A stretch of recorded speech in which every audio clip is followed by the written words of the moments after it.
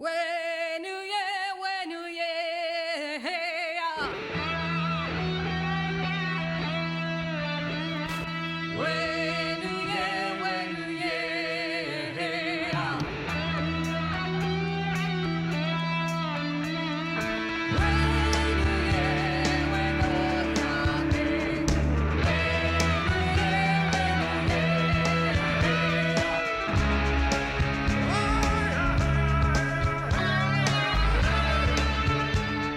Well, we always talk about traditional way of life, and as far as I'm concerned, hockey's been part of that traditional life too.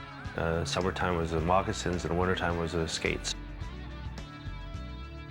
I don't think anybody was ever blessed as much as I reached my goal in the NHL.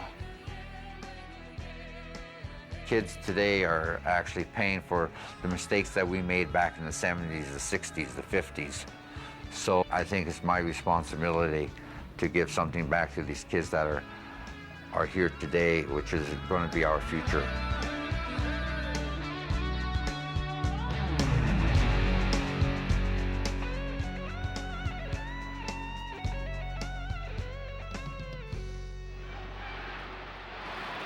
Hockey is one of the so-called 4 major professional sports in North America, along with baseball, football, and basketball.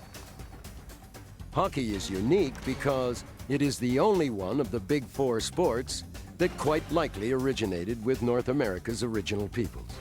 North American Indians claimed that hockey evolved from the ancient game of bagataway, or lacrosse. The game was a spiritual practice, which prepared Six Nations warriors in southern Ontario and New York for battle.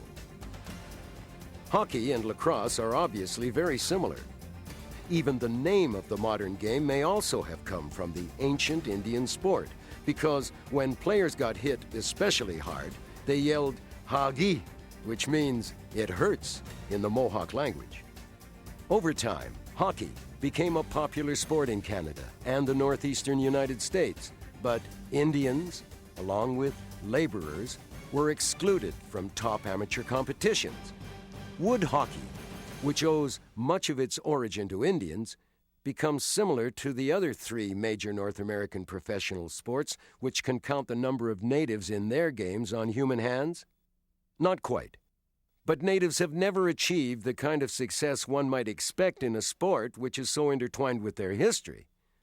The reasons for this begin to appear in the story of the first Indian to play in the NHL.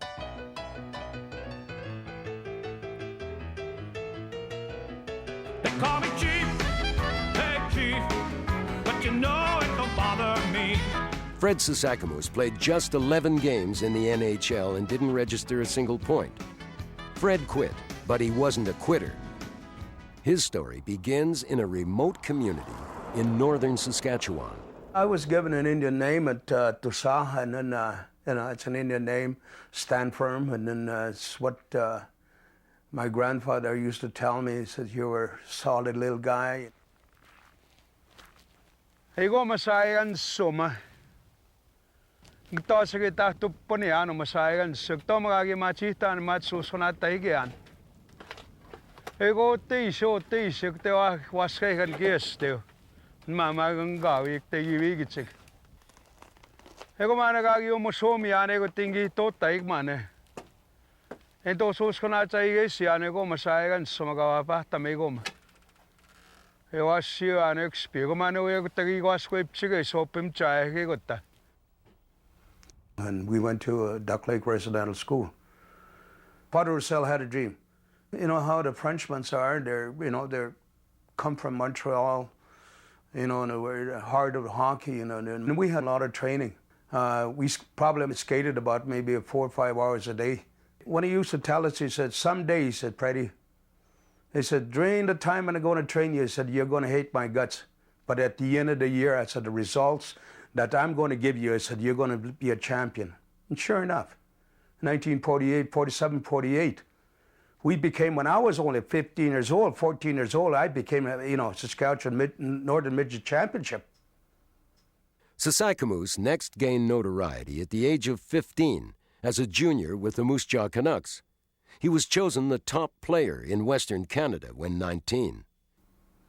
I worked hard and listened well during my time. I knew that wasn't a wasted time. Because Fred Sasakamoose